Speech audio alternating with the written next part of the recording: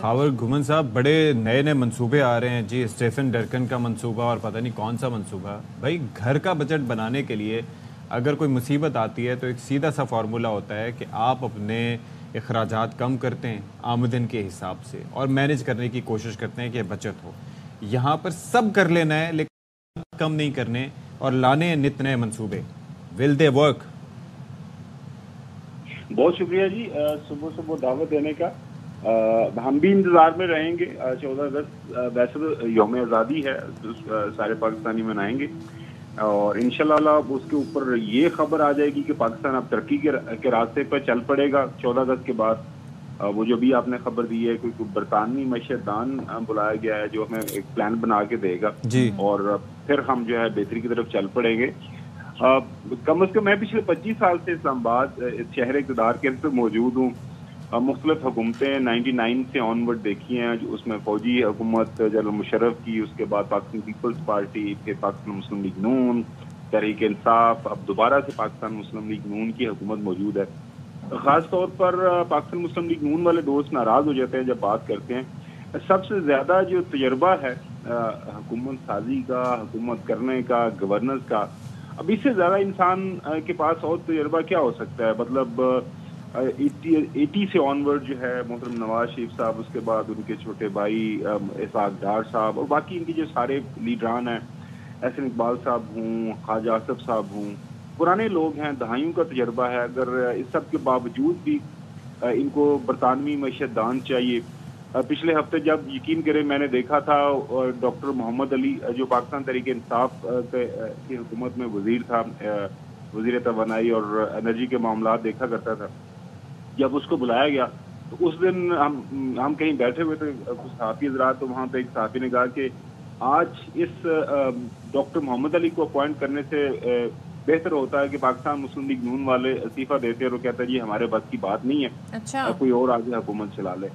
अब ठीक है, अब अगर आप वो कहते हैं कि ऐसा होने जा रहा है तो मान लेते हैं। कम से कम मुझे तो एक होता है ना, एक अशारिया भी इस्लामाबाद में बैठ के आपको नजर आ जाए कि जी ये काम है और ये काम ठीक करने जा रहे हैं, तो बंदा बात मान लेता है। लेकिन फिल वक्त जो बस हमें बातें और वादे वईदी सुनाए जा रहे हैं, कभी हमें विजन 2025, विजन 2035 इस तरह की बातें बताई जाती है। अब तो विजन 2045 की भी खबर आ रही है। अच्छा, हाँ, 2045 2050 तक के विजन भी आपको मिल जाएंगे। यहाँ ये नहीं पता कि ये सितंबर और उसके बाद क्या सिलसिला बनेगा, इसके हवाले से इतनी रूमर्स हैं और आप कह रहे हैं 2035 और 45 की बातें हो रही हैं। तो ये क्या, अली मोहम्मद साहब कहते हैं जी हमें तो मैंडेट मिला है और इलेक्शन की ज़रूरत नहीं पड़ेगी, हमें इन हाउस तब्दीली हो जाएगी, ये क्या मामला है? ये पीटीआई किस तरह की बातें करते हैं? कभी वो कहते हैं जी तैयारी करें इलेक्शन की, कभी वो इन हाउस तब्दीली की। इसके हवाले से क्या खबरें हैं खावर?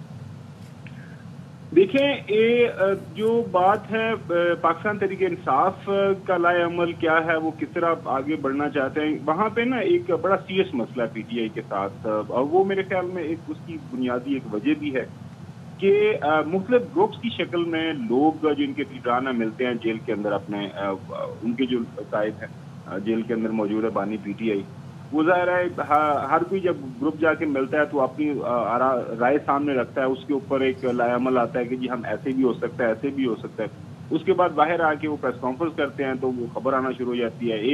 एक मौके के ऊपर बताया जाता है कि बस तैयारी करें, कायद ने ये कह दिया है कि अब नए इलेक्शन की तरफ जाना है।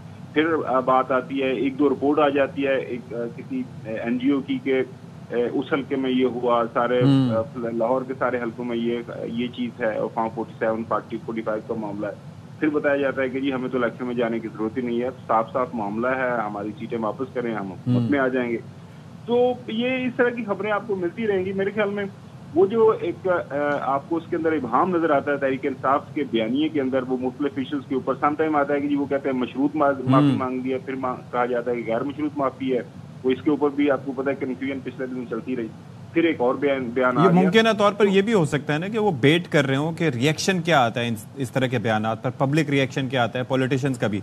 अच्छा, एक चीज़ बड़ी इंपॉर्टेंट है, मैं ये देख रहा था, आपको याद होगा कि एहसन इकबाल साहब की जवानी में वो एक 1997-98 में एक विजन रखा गया था, 2010 का विजन, जिसके चीफ कोऑर्डिनेटर वो हुआ करते थे एहसन इकबाल साहब।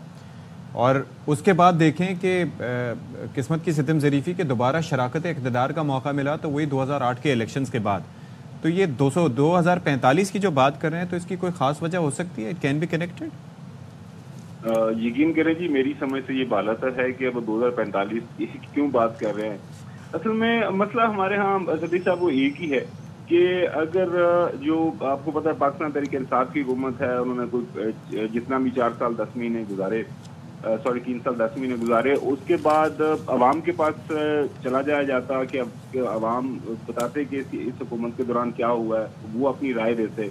यहाँ पे चूंकि हुकूमतें अपना वक्त पूरा नहीं करती और ये जो एक तसलसल है वो हम किसी भी पॉलिसी का बाज़ पॉलिटिशियन की बात भी सही है कि वो कहते हैं कि हमें टाइम ही नहीं मिलता पूरे तरीके से। जब हम प्रोजेक्ट को करना चाहते हैं तो वो सारा प्रोजेक्ट होते नहीं है। लेकिन कम से कम ये बात जो पाकिस्तान मुस्लिम लीग नून के हवाले से नहीं कही जा सकती, और या पाकिस्तान पीपल्स पार्टी 2008 से जो आपको सिंध के अंदर हुकूमत कर रही है, और इसी तरह 2008 से लेकर 2 हुकूमतें तो लगातार पाकिस्तान मुस्लिम लीग नून ने पंजाब के अंदर भी की।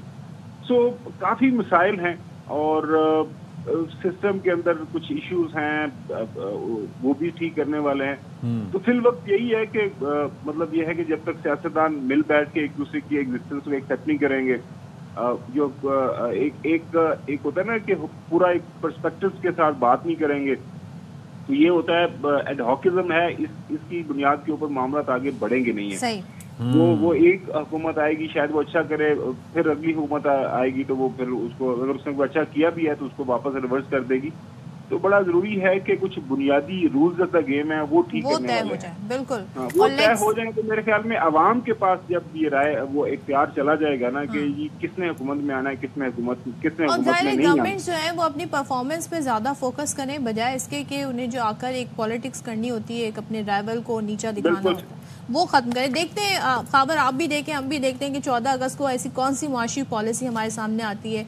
स्टीफन डर्किन मंसूबे का इसको नाम दिया गया। Thank you so much. खबर घुमन हमारे साथ थे और इस्लामाबाद से हम बता रहे थे कि